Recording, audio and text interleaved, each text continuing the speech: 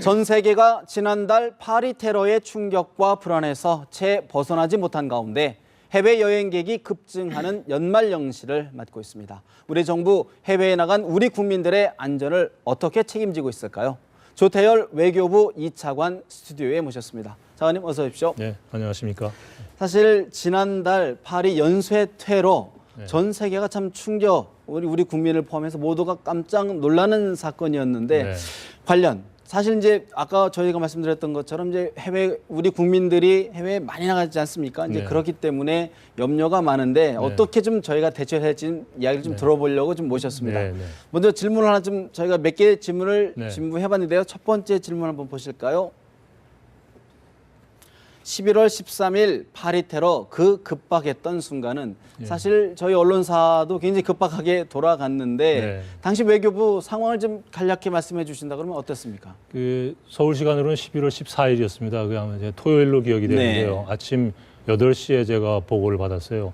그 보고를 받고 보니까 이게 예전의 테러 양상하고 좀 다르구나 하는 생각이 들었습니다. 먼저 여러 곳에서 동시다발적으로 네. 발생했다는 것은 사전에 기획됐다는 것이고, 그리고 일상적으로는 테러가 보통 국가 기관 시설 같은 하드 타겟을 목표로 하는데 이 경우는 파리 도심에서 식당이라든가 극장 같은 소프트 타겟을 목표로 했기 때문에 이건 좀 다르다. 예. 그리고 이거는 좀 9.11 테러하고도 좀 비슷한 거 아닌가 하는 생각이 들어서 바로 긴급 그 대책회의를 소집을 했습니다. 관계부처 관계자들이 다 모였고, 그래서 우선 제일 먼저 우리 국민들 피해가 없는지 점검해라. 예. 그리고 파리 근교라든가 불란서에 여행 경보를 하려야 되는 거 아닌지 한번 검토해라라고 지시를 했고요.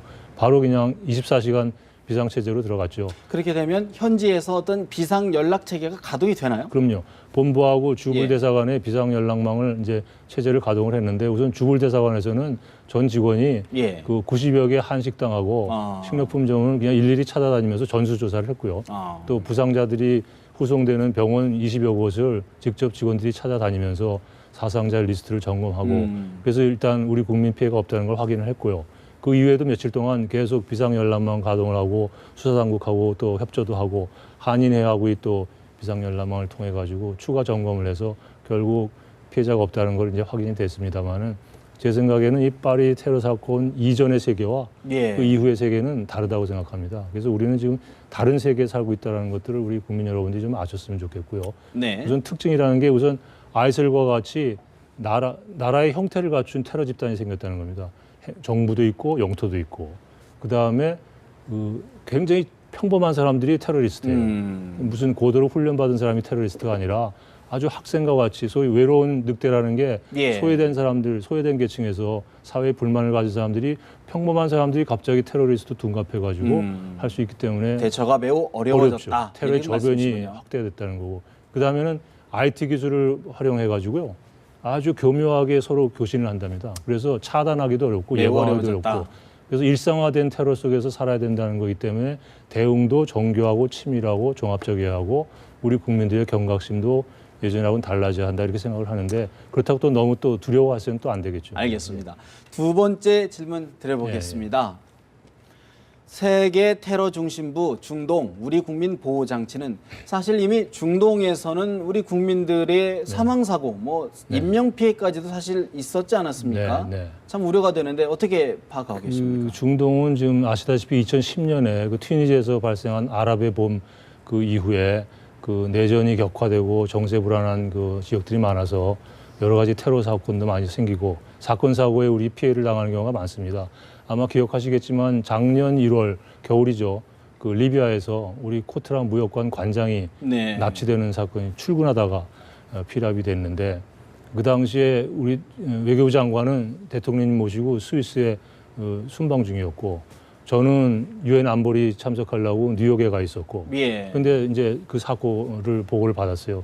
그래가지고 저희 장관께서 리비아 외교장관하고 휴대폰으로 예. 그 긴급 구조 요청을 했고, 저는 마침 뉴욕에서 반기문 총장님하고 저녁을 먹고 있었는데요. 예. 그 전화로 그걸 보고를 받아서 바로 반 총장님께 유엔에서 어떻게 좀 지원을 긴급해 줬으면 좋겠다고 해가지고 예. 반 총장님이 리비아에 주재하는 유엔의 최고위 대표한테 직접 전화를 하셔서 리비아 당국하고 긴급하게 협조를 해라.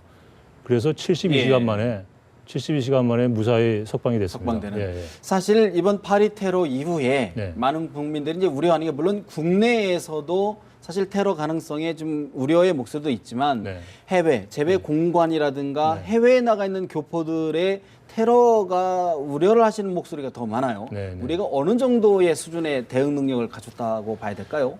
일단은 테러 아까 말씀드린 테러 환경이 바뀌었기 때문에 우리 국민들이 스스로 조심을 하셔야 되고 예. 위험 지역에 가시는 걸 자제하셔야 되고 예. 특히 요새 또 선교 활동한다고 또 그 중동 지역 같은데 스스로 위험지대에 들어가는 그런 경우가 되기 때문에 네네. 사전에 그런 것들을 조심을 하셔야 되는데 지금 아시다시피 1,600만 명의 매년 1,600만 명의 우리 국민들이 해외 여행을 하십니다. 그리고 해외에는 260만 명의 재국민이 체류를 하고 계시고요. 근데 우리는 지금 영사 인력이라는 게 한정이 돼 있거든요. 예. 그래서 수천만 명의 우리 국민들을 보호하기 위해서 우리 재공관에 그 영사 인력들이 거의 24시간 뛰고 있습니다. 그럼에도 불구하고 충분치 않기 때문에 네. 불편 불만을 표시하는 분들도 많고 그런데 저희로서는 아주 최선을 다해서 하고 있다는 말씀입니다. 알겠습니다. 다음 질문 한번 드려보겠습니다. 해외여행 1,600만 시대 재배 공관의 일상은 좀 전에 말씀 네, 주셨는데 네, 참 네. 어렵게 지금 해외 공관을 꾸려가고 네, 있다라는 네. 말씀을 드렸는데 네. 어떻게 해야 될까요? 저희들이 어떤 사실 이제 가장 피해가 났을 때 네. 해외에서 네. 무슨 피해를 발생했을 때 찾아갈 수 있는 곳이 해외 그렇죠. 공간밖에 예, 없단 예, 말이죠. 예, 예. 어떻게 도움을 저희들이 청하고 받아야 됩니까? 재공관의 일상이라 그러면 뭐 사건 사고로 거의 날을 새다시피 하고 제가 매일 저녁에 집에 들어가서 제일 먼저 받는 것이 문자 메시지인데 세계 곳곳에서 우리 국민들이 사건 사고를 당하는 메시지입니다. 그래서 전 공관에서 거의 매일 이런 일들을 처리하고 있다고 생각하시면 되고요. 예. 큰 사건의 예를 들면은 아까 말씀드린 건 리비아에서 내전이 다시 재발을 했습니다. 네. 그래가지고 그때 거의 우리 교민들 철수시키는 일을 했는데 그때 그 해상 지중해 정박해 있던 우리 청해부대 문무대왕 함이 있었습니다. 네네. 그래가지고 그때 450명의 교민들을 대대적으로 철수를 시키는데 지중해에 있던 정박했던 문무대왕 함이 그걸 활용해가지고 그걸 했어요. 근데 그때 영국이 예. 자기네 국민들이 있음에도 불구하고 영국이 그런 수단이 없었기 때문에 우리 국민 18명과 함께 영국 국민 48명을 같이 저희들이 구조해 줬습니다. 예. 그래가지고 나중에 영국 외교장관이 고맙다. 너무나 깜짝 놀라가지고 한국은 그런데 지중해 함정까지 정박하면서 이런 일을 하는구나. 그래서 전화도 왔고 그게 감명을 받아가지고 저희들하고 영사 위기 관리 협정을 체결하자 그래가지고 지금 양국 간에는 서로 그런 경우에 있을 때 영사 조력을 할 수 있도록 협정이 맺어져 있습니다. 예. 그래서 굉장히 신속하게 우리가 움직이는 그런 시스템을 갖추고 있다는 것을 좀 말씀을 드리고 싶습니다. 알겠습니다. 다음 질문 또 드려보겠습니다. 한국인 연루 야스쿠니 폭발음 사건 귀추는 사실 한일 양국 간의 현안이기도 하고 네. 많은 국민들 엊그저께 제가 일본 특파원과 저녁 자리가 있어서 했는데 굉장히 일본 내에서는 큰 대대적인 이슈가 돼 있던데 지금 우리 영사가 파견이 돼서 좀 조력을 하고 있는 상태죠. 어떻게 지금 진행되고 있습니까? 영사가 우선 체포됐다는 통지를 받은 이후에 직접 영사가 가서 만났고요.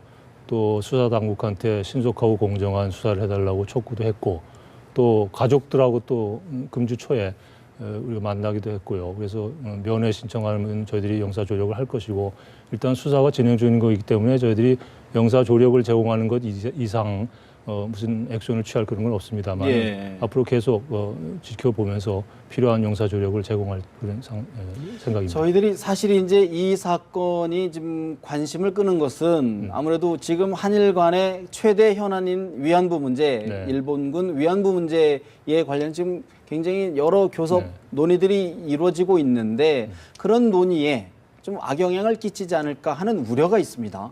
글쎄요, 뭐 국민 감정이라는 게 있어서 최근에 한일 관계가 경색이 돼서 또 뭐 혐한 시위도 하고 뭐 혐한 스피치도 있고 그런 거에서 안타깝게 생각을 하는데 그래도 다행히 지난 6월 22일 날 양국 간 국교 정상화 50주년 기념식에 리셉션에 두 분 정상께서 각각 참석을 하셔서 여러 가지 국민들한테 의지, 정상들의 그런 관계 개선 의지 같은 거를 확인할 수 있는 좋은 계기가 됐다고 생각이 되고 또 지난 11월 초에 3년 만에 양국 정상회담도 개최가 돼서 새로운 어떤 동력이 만들어졌다고 생각이 됩니다.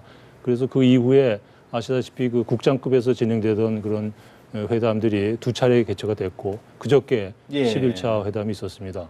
물론 두 분 정상께서 금년이 그 50주년이라는 걸 염두에 두고 가능한 한 조속히 해결하기로 합의를 했는데 물론 합의가 되기 위해서는 아직도 갈 길 좀 멉니다만은 그런 어떤 새로운 모멘텀을 활용을 해서 진전이 있도록 그렇게 노력하고 예. 있는 중입니다. 예. 마지막으로 한 가지 더 여쭙겠습니다.